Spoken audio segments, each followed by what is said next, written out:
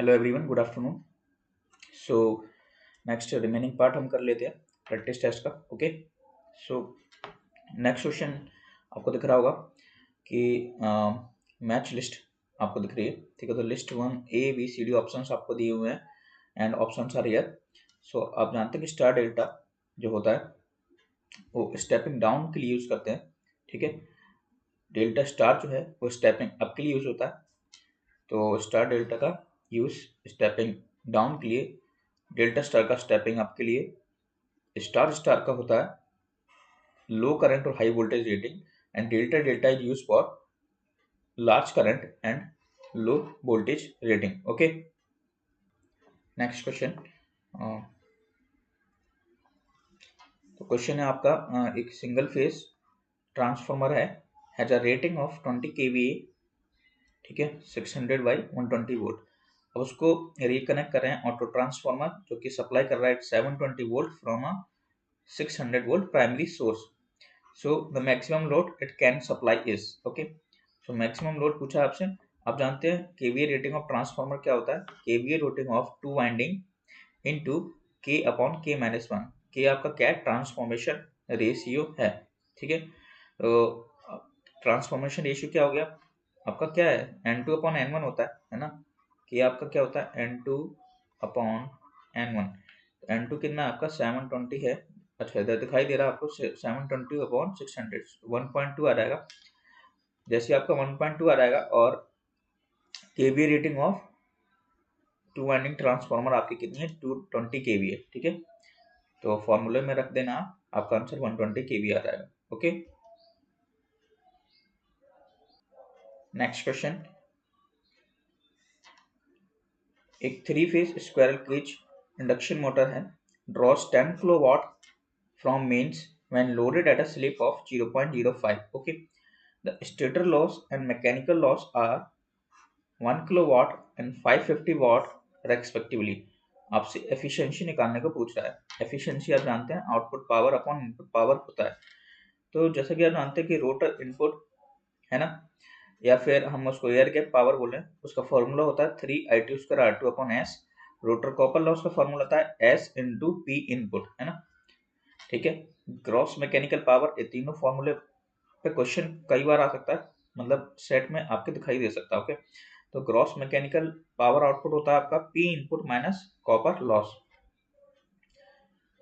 तो उसके बाद क्या होगा? ठीक है, आपका पी इनपुट की वैल्यू एरी और कॉपर लॉस आपका आई स्क्वायर आर। ठीक है, तो फॉर्मूला जो निकल के आता है फाइनली वो आपका निकल के आता है 3I2 1 minus S upon S, है ना।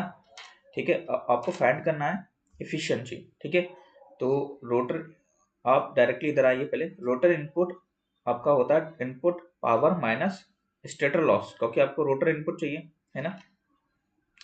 तो रोटर आउटपुट फिर चाहिए आपको 1 minus S into rotor input. ठीक है, फिर ग्रॉस मैकेनिकल आउटपुट जो आपका फॉर्मूला होता है rotor output minus mechanical loss. ठीक है, तो आपका रोटर आउटपुट निकल गया है, मैकेनिकल लॉसेस है ना इक्वल्स टू 8 किलोवाट। ठीक है, efficiency output power upon input power, तो आउटपुट पावर आपका क्या निकला है? जो कि ग्रॉस मैकेनिकल आउटपुट है। ठीक है, इनपुट पावर आपका क्या है? 10। ठीक है, जो कि आपको शुरू में दिया हुआ है 10 किलोवाट ड्रॉ जो कर रहा है। ठीक है, so this is your formula. ये सारे फॉर्मूले मतलब मैंने इसलिए बता दिया क्योंकि ये समराइज्ड है, इसमें से डायरेक्ट फॉर्मूला पूछ सकता है। और क्वेश्चन क्या बनता है इनमें से कि रेशियोस, है ना, रेशियोस आर मोर इम्पोर्टेंट, क्योंकि रेशियोस पे भी आपका क्वेश्चन बनता है। So completed the question. Okay, formula ध्यान रखना है, एफिशिएंसी का फॉर्मूला, क्रॉस मैकेनिकल आउटपुट का फॉर्मूला, आपको रोटर आउटपुट का फॉर्मूला एंड रोटर इनपुट का formula. Okay, so these are important formulas. Next question is that the most accurate and versatile method of achieving reactive power compensation is by using, so the answer is the switched capacitor with controlled reactors. Okay, so a most accurate method है for achieving reactive power compensation. Okay, सो अगला question,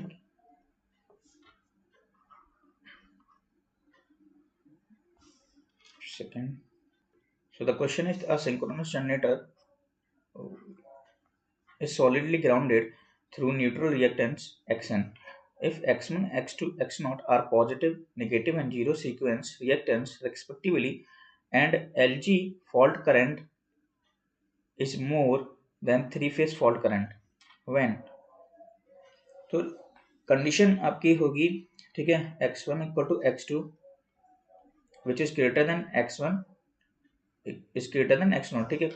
तो आप देख लेना line to ground का formula ये होता है, ठीक है, थ्री फेज का ही होता है। जब गिवन डेट कि आपको दिया गया है कि एलजी का फॉल्ट करंट जो है वो थ्री फेज फॉल्ट करंट से ज्यादा है, ठीक है। तो जब कंडीशंस निकालने जाएंगे तो 2x1 is greater then x2 plus x0, okay. So that's your answer. Next question,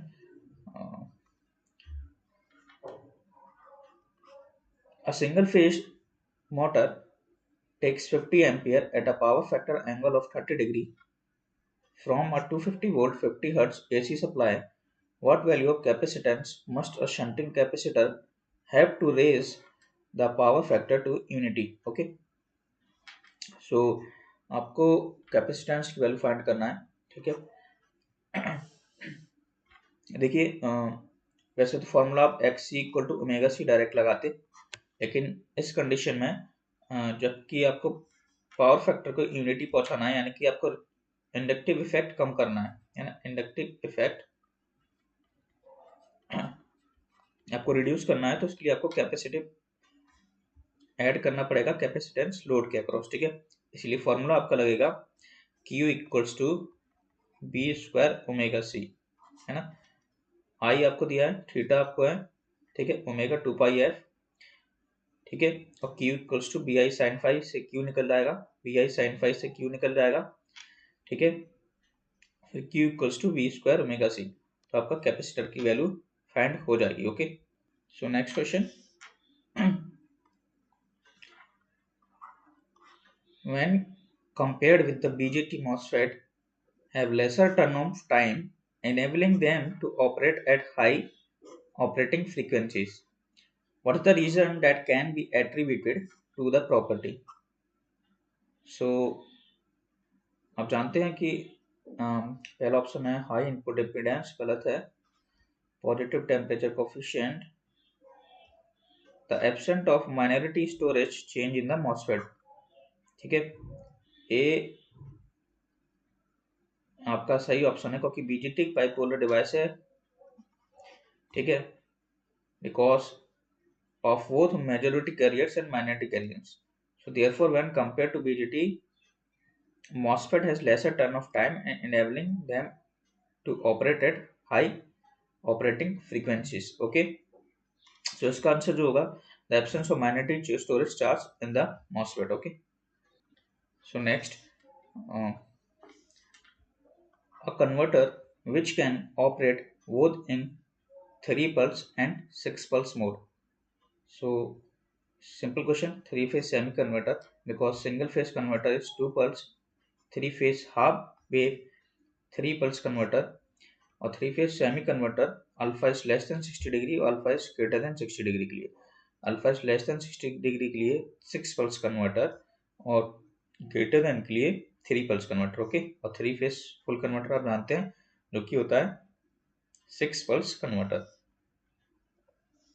next is three phase semi converter में for firing angle is less than 60 degree freewheeling diode conducts for, so freewheeling diodes conduct नहीं करता उस समय, ठीक है, क्योंकि 60 degree से 120 degree के केस में कंटिन्यूस कंडक्शन होता है, तब फ्रीव्हीलिंग डायोड्स कंडक्ट करता है, ओके।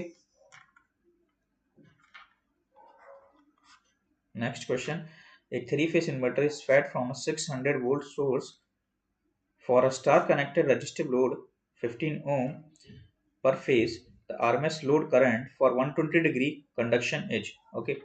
तो ये फॉर्मूले है, पहला 180 डिग्री कंडक्शन मोड के लिए RMS और लाइन वोल्टेज और फेज वोल्टेज के लिए, 120 डिग्री के लिए RMS फेज वोल्टेज और RMS लाइन वोल्टेज।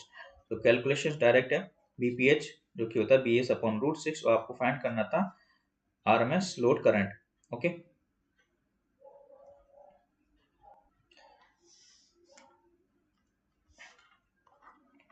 एक टोरॉइड ऑयल कोर है जिसके 1000 टर्न्स हैं, has a mean radius of 20 centimeter and a radius for the winding 2 centimeter.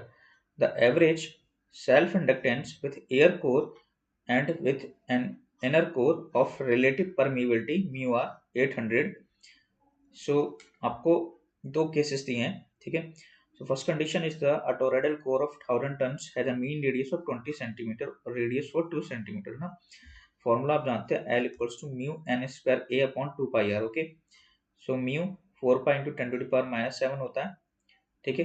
N square की वैल्यू यानी कि एन आपको 1000 दिया है, ठीक है, और एरिया यानी कि पाई आर स्क्वायर है ना। आर क्या आपका एरिया क्या हो गया, पाई आर स्क्वायर, ठीक है। 2 सेंटीमीटर आपकी रेडियस है तो 4 आर स्क्वायर, तो एल निकल जाएगा पहले केस का। और सेकंड केस में आपको क्या कंडीशन दे दी है कि जो आपको रिलेटिव परमिटिविटी भी दिया हुआ है यानी कि म्यू आर की वैल्यू दी है, ठीक है।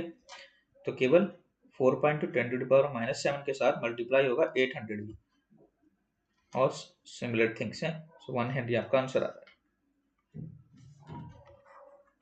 नेक्स्ट क्वेश्चन है कि consider the figure given below and calculate the value of epsilon R1 and if epsilon R2 2.5, तो total capacitance is 60 nano farad, ठीक है। सी इक्विवेलेंट आप जानते हैं epsilon nought epsilon by D है ना, ये फॉर्मूला पता होगा आपको, ठीक है। A upon D, C equals to epsilon nought epsilon R A upon D, ठीक है। कैपेसिटेंस की वैल्यू दी है, एप्सिलॉन नॉट की वैल्यू दी है, आपको फाइंड करना है एप्सिलॉन R1 है ना।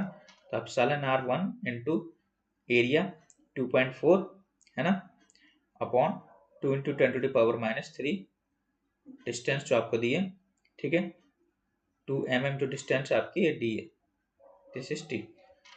नेक्स्ट एप्सिलॉन नॉट की वैल्यू रखना है, एप्सिलॉन R2 की वैल्यू दी है आपको क्वेश्चन में, इनटू एरिया है ना, कितना है 1.6 है ना, अपॉन 2 × 10⁻³ जब आप इस कंडीशन को सॉल्व करेंगे तो एप्सिलॉन R की वैल्यू 3.98 आ जाएगा।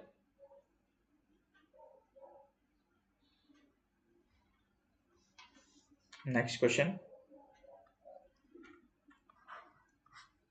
एक आयरन रॉड है, ठीक है, वॉल्यूम एंड परमेबिलिटी दिया हुआ उसका, and solenoid wound with 5 turns per centimetre, if a current of 0.5 ampere is allowed to pass through the solenoid, the magnetic moment of the rod।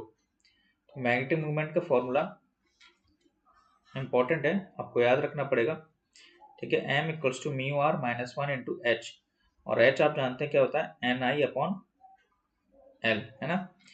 So volume आपको दिया है, mu R दिया है, current की value दी है, m equals to mu R की value कितनी है 1150 माइनस 1 इंटू h यानी कि n into I upon L, N I upon L आपका आंसर निकल के आ जाएगा, ओके। अगला क्वेश्चन कि coil of wire 0.01 millimetre square, area of 1000 turns, it is subjected to flux density of 100 milliweber per millimetre square by 1 ampere current, energy stored in the coil यानी कि 1/2 L I square आपको find करना है। L का formula आप जानते हैं mu N square ए upon L होता है, ठीक है। और जैसा कि मानते हैं कि मैग्नेटिक फ्लक्स डेंसिटी भी क्या होता है mu N I upon L, सारी वैल्यूज पुट कर देना है, क्वेश्चन में आपको वैल्यू सारी दी हुई है, आसानी से आपके एनर्जी फाइल के अक्रॉस निकल जाएगी। So thank you. मैं कल या शाम तक को नॉन टेक में कैसे क्वेश्चन आएंगे इसमें, तो ये याद रखना कि नॉन टेक में आपके सॉफ्ट कंप्यूटिंग टेक्निक से भी कुछ क्वेश्चंस आ सकते हैं ना, क्योंकि ये सिलेबस में है। ओके। सो मतलब मैं कुछ आपको 2-3 लाइन बता दूंगा, मतलब 2-3 से ज़्यादा, ठीक है। जैसे कि neural networking something, micro processor का कुछ क्वेश्चन हो सकता है इसमें, फजी लॉजिक का भी क्वेश्चन आता है, तो इसमें से कुछ क्वेश्चन बन जाएंगे। थ्योरी आप पढ़ सकते हैं, ओके। एंड बाकी जनरल अवेयरनेस, इंग्लिश, है ना, and aptitude and reasoning are there, okay. So you have to prepare for that. So मैं इसका वीडियो भी डाल दूंगा, ओके, किस प्रकार का पेपर आता है। नोट समझाऊंगा नहीं, क्योंकि पीडीएफ मैं प्रोवाइड करवा दूंगा इसको, ओके। So thank you.